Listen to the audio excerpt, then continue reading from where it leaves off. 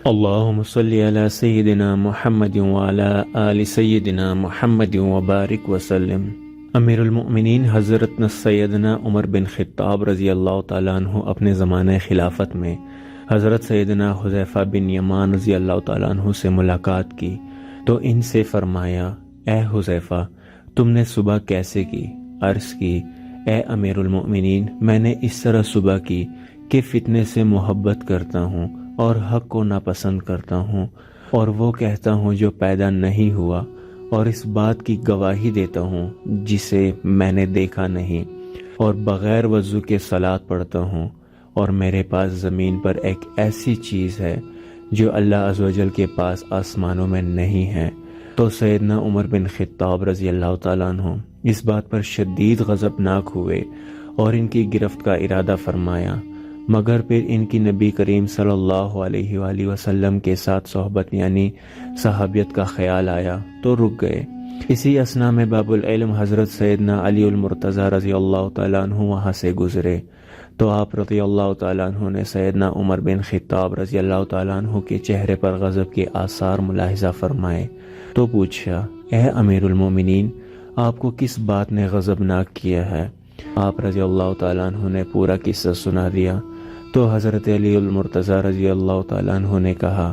آپ کو ان سے ناراض نہیں ہونا چاہیے، کیونکہ ان کا قول کہ میں فتنے سے محبت کرتا ہوں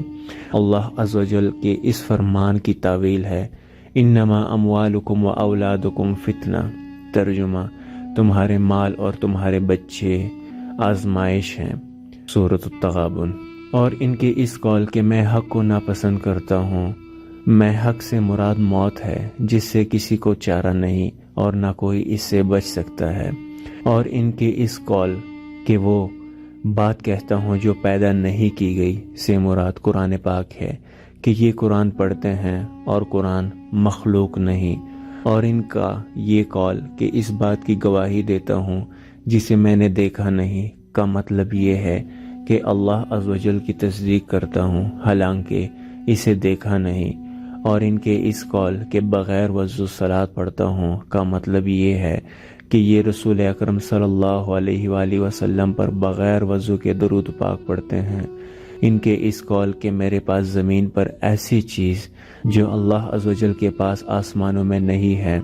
سے مراد بیوی اور بچے ہیں، کیونکہ اللہ عز و جل کے پاس ان میں سے کوئی چیز نہیں۔ حضرت عمر بن خطاب رضی اللہ تعالیٰ عنہ نے فرمایا، اے ابو الحسن، اللہ آپ پر رحم فرمائے، اللہ تعالیٰ نے آپ کو کتنی ذہانت سے نوازا ہے، بے شک آپ نے میرا ایک بہت بڑا مسئلہ حل کر دیا ہے۔ حضرت علی رضی اللہ تعالیٰ عنہ حدیث کے مطابق علم کا دروازہ ہیں۔ حضرت ابوبکر صدیق رضی اللہ تعالیٰ عنہ و عمر رضی اللہ تعالیٰ عنہ کے دور میں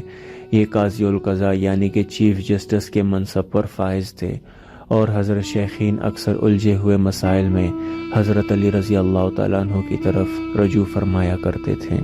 درود پاک پڑھیں۔ اللہم صلی علی سیدنا محمد وعلی آل سیدنا محمد وبارک وسلم۔